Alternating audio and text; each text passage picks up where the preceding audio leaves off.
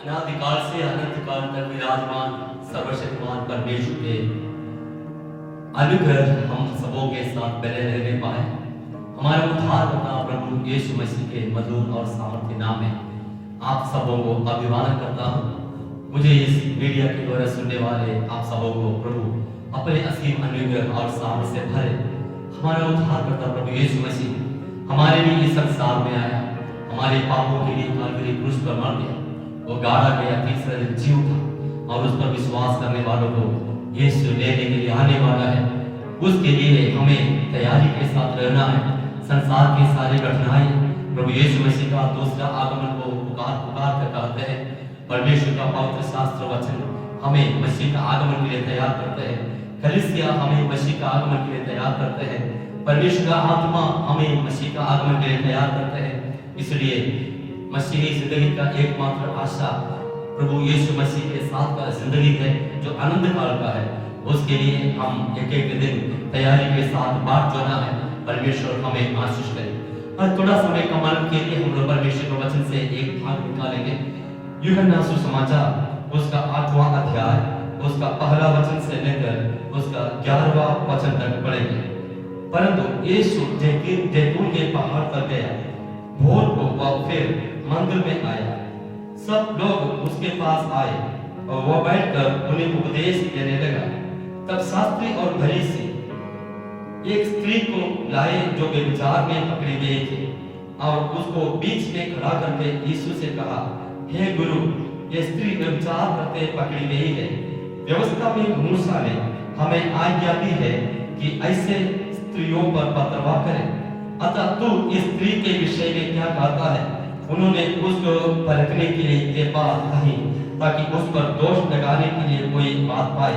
परंतु यीशु छुपकर उंगली से भूमि पर लिखने लगा।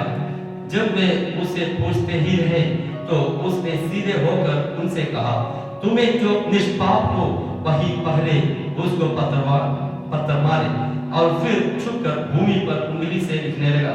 परंतु वे सब सुनकर बड़ों से लेकर छोटों तक एक एक करके निकल गए और यीशु अकेला रह गया और स्त्री वहीं बीच में खड़ी रह गई। यीशु ने सीधे होकर उससे कहा, हे नारी, वे कहाँ गए? क्या किसी ने तुझ पर दंड की आज्ञा ना दी? उसने कहा, हे प्रभु, किसी ने नहीं। यीशु ने कहा, मैं भी तुझ पर दंड की आज्ञा नहीं देता। जा और फिर पाप ना करना। हमारा प्रभु यीशु मसीह का संसार का जिंदगी में हुआ एक सच्ची घटना मैं आपको पढ़ के सुनाए हैं। यूहन्ना सुसमाचार 8वां अध्याय में इसके बारे में लिखा गया है। यूहन्ना सुसमाचार विशेष एक सुसमाचार है जिसमें कई सारे बातें हम लोग मत्ती, मरकुस, लूका सुसमाचारों में नहीं पाए हुए रहते हैं। उन सारे बातें हम यूहन्ना सुसमाचार में देखने के लिए मिलते हैं। निकोदेमुस के साथ यीशु मसीह का बातचीत, सामरिया स्त्री के साथ यीशु मसीह का बातचीत, 38 साल कुएं के किनारे पड़े हुए उस व्यक्ति के चंगाई के विषय में।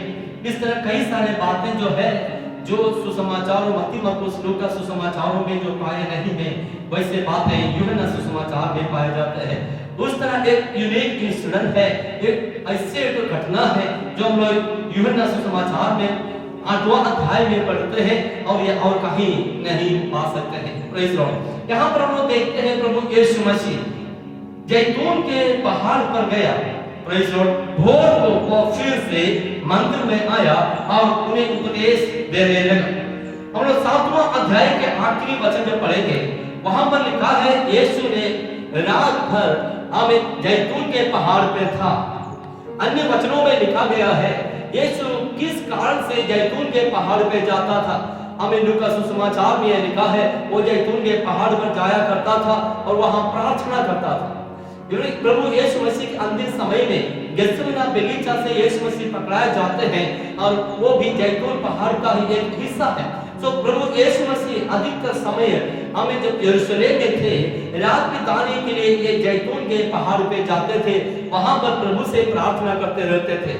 8वां अध्याय का पहला वचन में हम लोग ये देखते हैं कि प्रभु यीशु मसीह हमें जैतून पहाड़ से हमें परमेश्वर के भवन में आया। दूसरा वचन तक हम लोग पढ़ते हैं कि वो लोगों को उपदेश देने लगा। रात भर प्रभु ने प्रार्थना किया और दिन पे प्रभु लोगों को उपदेश देने लगा और लोगों से परमेश्वर का वचन बताने लगा। प्रार्थना और प्रचार, प्रार्थना और सेवकाई, सेवकाई के पीछे, प्रचार के पीछे प्रार्थना का बहुत जरूरत है। हम प्रभु के सेवा करने वाले सेवक लोग, हम प्रभु के विश्वास करने वाले विश्वासी भाई बहन लोग, हमारे लिए प्रार्थना बहुत महत्वपूर्ण है। प्रभु यीशु मसीह परमेश्वर का पुत्र होने के बावजूद भी वो सेवकाई करने से पहले प्रार्थना में ज्यादा समय बिताता था। Praise Lord. हमें प्रचार करने वाले, हम प्रचार करने वाले भाई हो सकते हैं, बहन हो सकते हैं, सुसमाचार दूसरों से बांटने वाले लोग हो सकते हैं, हम वर्शिप में अगुवाई करने वाले लोग हो सकते हैं। इन सारे पीछे हमें इस सेवकाई करने का ताकत देने का शक्ति हमारा प्रार्थना है। हालेलुया।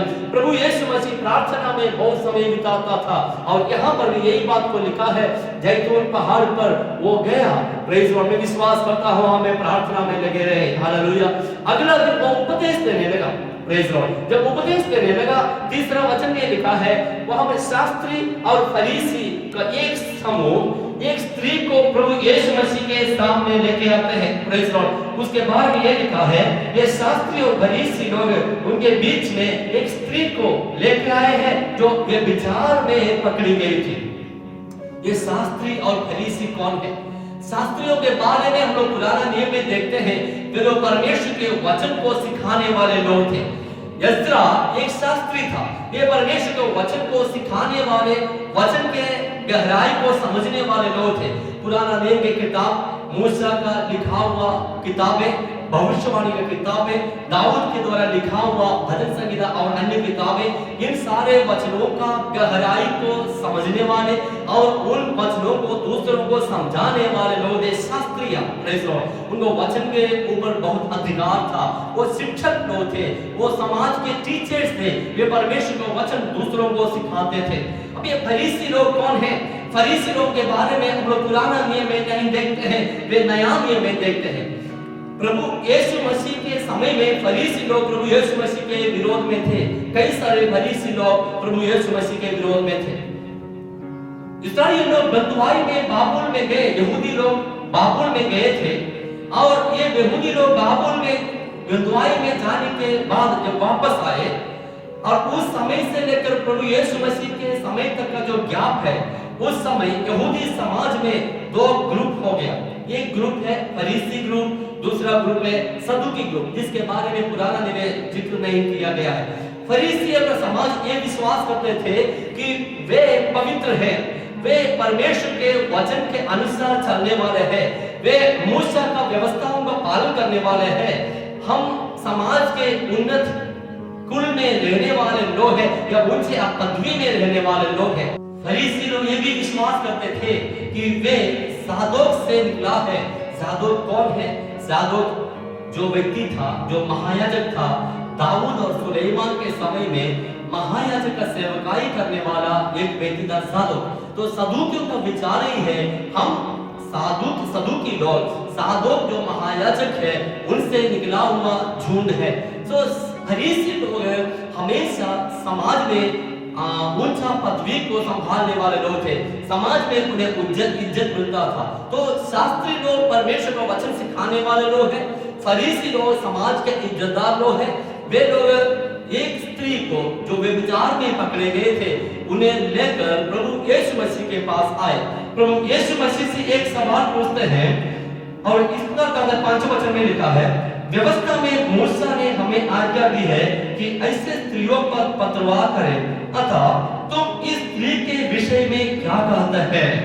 Praise Lord. व्यवस्था के अनुसार इस स्त्री जिसको व्यभिचार में पकड़े गए हैं, उसे पत्रवार करके मार डालने का आज्ञा है। लेवियों की किताब में इसके बारे में लिखा गया है और वहां पर और एक बात लिखा गया है, यदि किसी पुरुष स्त्री को यदि उस तरह व्यभिचार के क्रिया में पकड़े गए हैं, ये दोनों दंडित होगा करके व्यवस्था में मूसा की किताब में लिखा गया है। लेकिन ये शास्त्री और फरीसी लोग हैं, वे लोग ये दोनों को नहीं लाते हैं यीशु के सामने, सिर्फ उस स्त्री को लाते हैं। यीशु मसीह के समय में स्त्रियों को इस तरह वे समझते थे, उन्हें कुछ नहीं कर सकते थे, उन्हें दंड दे सकते थे। पुरुष अधिकारी होने के कारण से पुरुष को छोड़ दिया जाता था। सबसे बढ़कर शास्त्री और फरीसियों का उद्देश्य ये नहीं था कि हमारे समाज से इस पाप को हटाए, इस बुराई अपने समाज से हमें अलग करे, हमें इस बुराई से हमारा समाज बच जाए। इस उद्देश्य से ये शास्त्री और फरीसी यीशु के पास इस स्त्री को नहीं लाते हैं, बल्कि उनका उद्देश्य यही था यीशु मसीह को किसी बात में पकड़ना है। और कई दिनों से यीशु के पीछे ये लोग पड़े हुए हैं, यीशु का किसी बोली से उनको पकड़ने के लिए, यीशु का किसी क्रिया से उसके ऊपर दोष लगाने के लिए, उसके ऊपर किसी तरह का कलंक लगाने के इरादा से यीशु के पीछे पड़े हुए एक समाज थे, ये फरीसी और शास्त्री लोग। Praise Lord. तो यही लोग ये स्त्री को यीशु के पास लाते हैं और यीशु से पूछते हैं, तुम इसके विषय में क्या कहते हैं? मूसा की व्यवस्था के अनुसार इसको पथरवा करके मार डालने का आज्ञा है। हे यीशु, तुम्हारा सोच क्या है? तुम इसके बारे में क्या कहते हो? तब यीशु ने क्या जवाब दिया? वहां पर लिखा है, उन्होंने कुछ भी जवाब नहीं दिया, लेकिन उन्होंने झुककर आमीन अपने उंगली से आमीन जमीन पर लिखने लगा। प्रभु यीशु मसीह क्या लिखा है कर बाइबल नहीं कहते हैं। जहां पर बाइबल साइलेंट है, हम भी साइलेंट रहना ठीक रहेगा। Praise Lord. कुछ लोगों का कहना है शायद प्रभु यीशु मसीह वहां पर क्या लिख रहा है, शायद लिखते होंगे वो प्रभु यीशु मसीह के पास जो लोग आए हैं उनके सारे पाप लिखे होंगे, ताकि वे लोग जाने वे भी पापी है। शायद प्रभु यीशु मसीह उस मट्टी में धूल में स्त्री के पापों को लिखे होंगे, शायद थोड़ा समय के बाद उसको मिटाए। Praise Lord. हम नहीं जानते हैं, लेकिन प्रभु यीशु मसीह लिखते गए। एक बात हम लोग नोटिस करना है, ध्यान देना है कि पूरा बाइबल में, पूरा सुसमाचार में बस एक ही जगह में यीशु को लिखते हुए पाए हैं, ये यहाँ पर है। Praise Lord. यीशु मट्टी में अपनी अंगुली से लिखते गया। प्रभु यीशु मसीह को मालूम था यहाँ पर हाँ बोलेगा तो भी यीशु फंस जाएंगे, यदि ना बोलेंगे तो भी प्रभु यीशु मसीह के ऊपर दोष लगाया जाएगा। यदि हाँ बोलते हैं, इस स्त्री को पथरवा करके मार डालने का अनुमति प्रभु यीशु मसीह से ही बोलते हैं। यीशु मसीह के ऊपर बहुत बड़ा दोष लगा सकते हैं। एक है, यदि हाँ बोलते हैं, रोमी सरकार के अधीनता में रहने वाले यहूदी समाज किसी को भी मार डालने का आज्ञा दे नहीं सकते हैं जब तक रोमी सरकार का जो राज्यपाल है उसका साइन या उसका मोहर नहीं रहेगा। यदि यीशु के कहने पर ये स्त्री को पथरवा करके मार डालते हैं, रोमी सरकार के नियमों के अनुसार यीशु मसीह गिरफ्तार हो सकते हैं, क्योंकि वो अधिकार सिर्फ रोमियों को है, क्योंकि रोमियों के अधीनता में उस समय यहूदी समाज थे। Praise Lord. दूसरा बात यही है, द मसायाशिप, प्रभु यीशु मसीह के बारे में कई लोग ये कहते थे यीशु मसीहा है, यीशु मसीहा।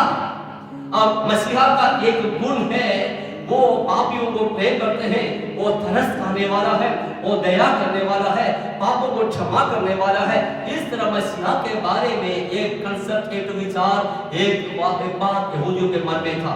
यदि प्रभु यीशु मसीह बिना दया से ये स्त्री को पथरवा कर मार डालने का आज्ञा देते हैं, ये शास्त्री और फरीसी लोग यीशु के बारे में ये बताएंगे ये जरूर मसीहा नहीं है।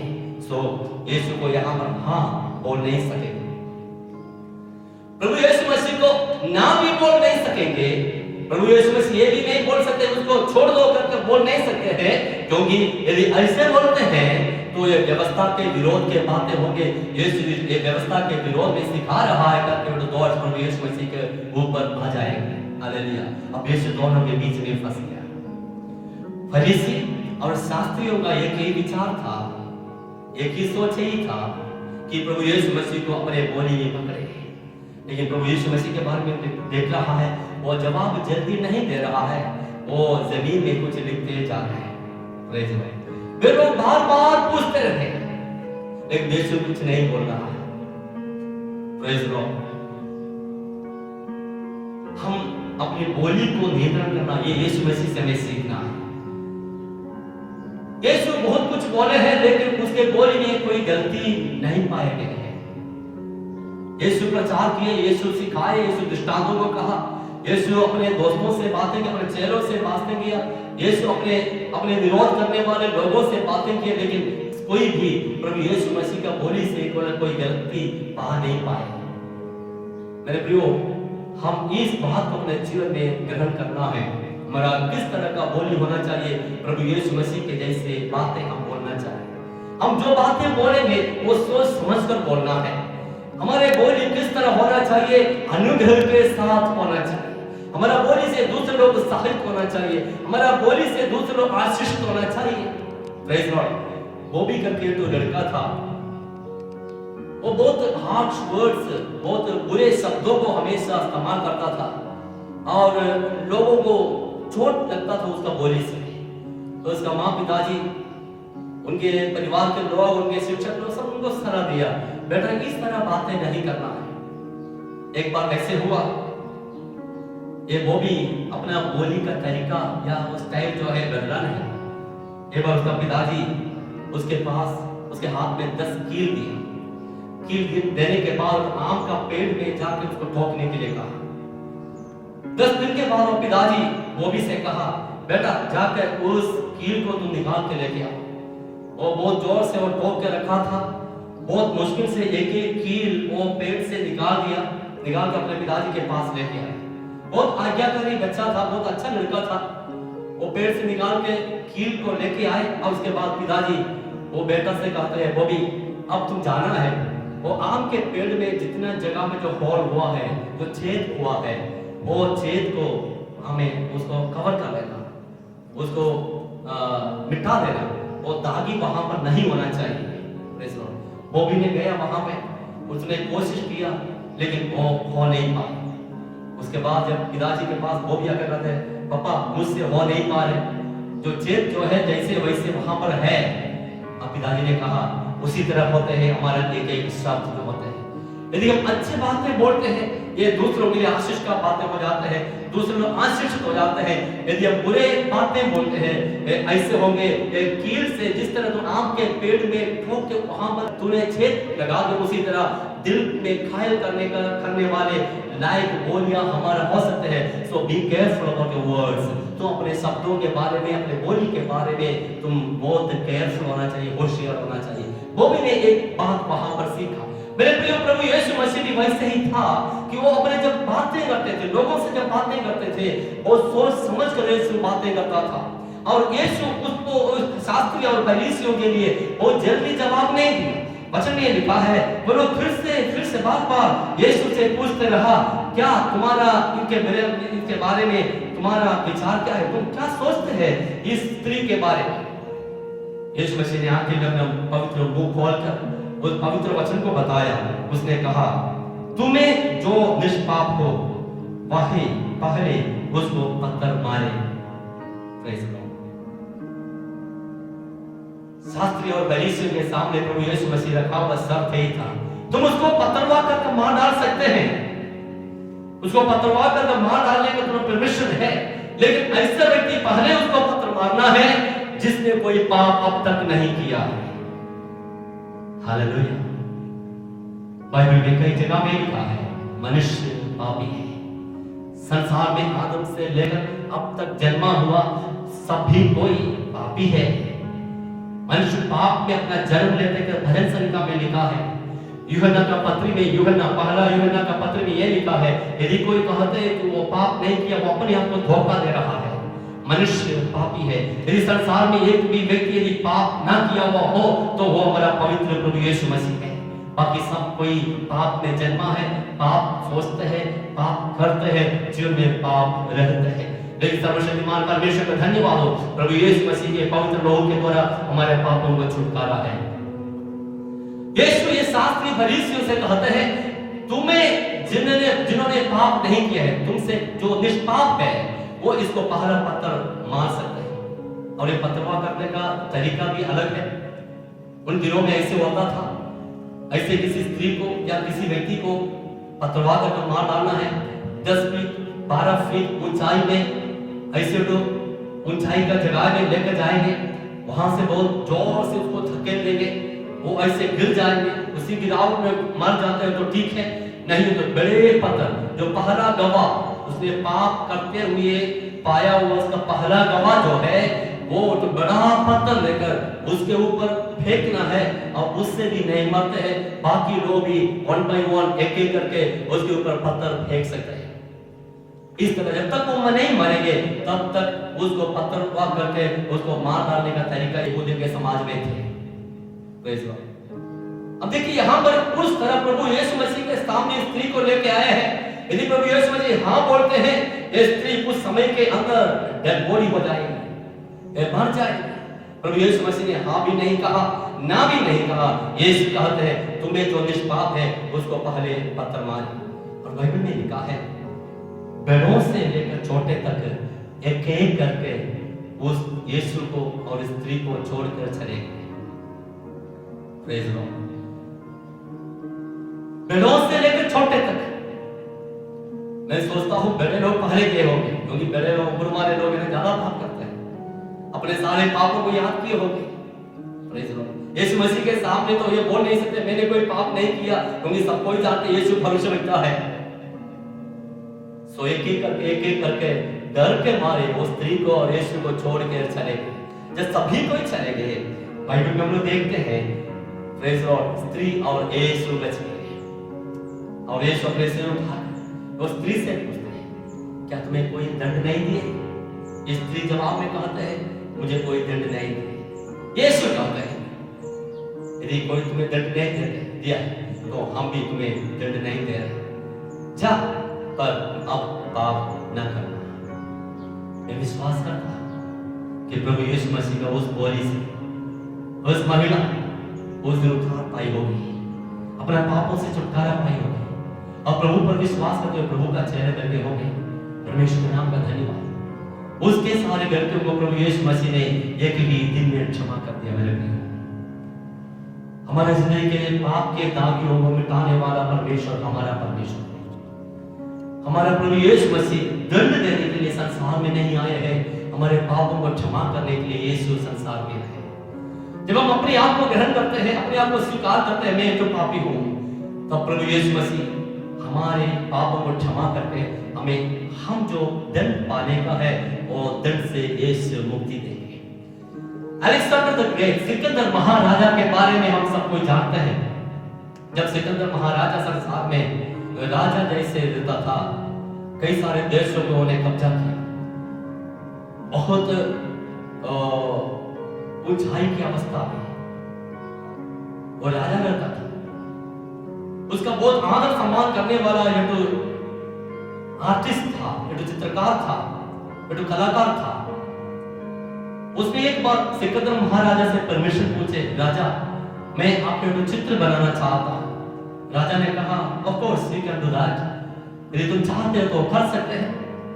वो चित्र कलाकार बहुत दिन से वो राजा का चित्र को बनाने का कोशिश करने लगा, कोशिश करते जा रहे, और लेकिन इसमें एक कमी वो कलाकार ने पाया। वो कमी यही था, उसके राजा के गाल में लड़ाई में पाया हुआ एक चिन्ह था, एक चोट हुआ था उसका, एक चिन्ह, एक दागी वहां पर था, और उसके बिना एक चित्र बनाना ये कलाकार चाहता था।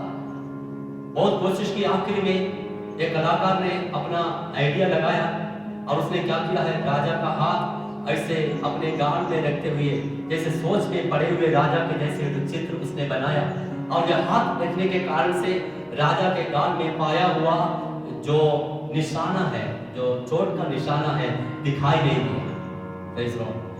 और चित्र बढ़िया से बनाने के बाद राजा के सामने लेकर लाकर उसको उसके उपस्थिति में जाकर प्रसन्न किया, उसको उपस्थिति में समर्पण किया।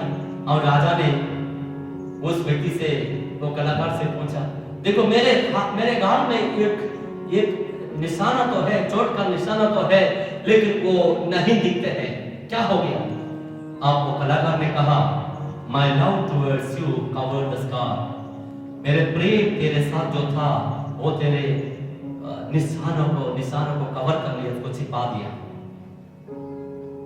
परमेश्वर का प्रेम हमारे साथ जो है वो प्रेम हमारे पाप का निशाना को कवर कर लेते हैं, वो छिपा देते हैं।